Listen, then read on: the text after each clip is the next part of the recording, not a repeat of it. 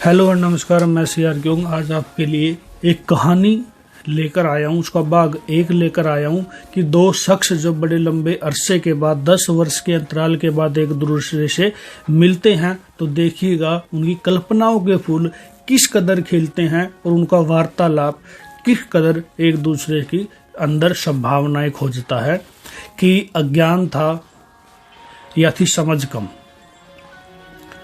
अज्ञान था या थी समझ कम, तुम रहे और हम रहे हम, लिखना था संग एक पाठ्य हमने, कागज लेकर मैं चला तुम लेकर चल दिए कलम, अब बताओ मैं क्या करूं। जब समय बीत जाए तो पिछले समय को याद करके ये लिखी हुई एक कविता है कि अब बताओ मैं क्या करूं।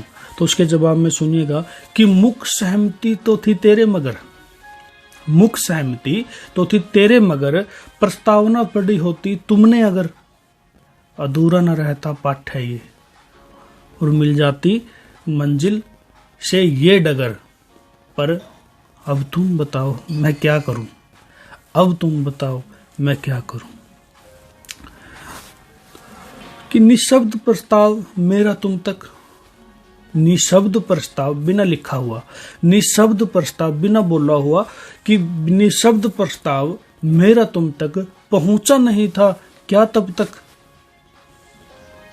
और निशब्द सहमति अगर तुम जताती, कि बिना बोले ही, कि निशब्द सहमति अगर तुम जताती, परिस्थिति यही क्या रहती अब तक।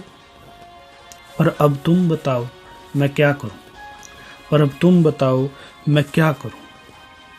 जवाब में कि एक अक्षण का जुड़ना तेरा जिंदगी पर भारी था, एक अक्षण का जुड़ना तेरा जिंदगी पर भारी था, पग पग की वैसाखी का ये जीवन, तुम बिन एक पग दुश्वारी था।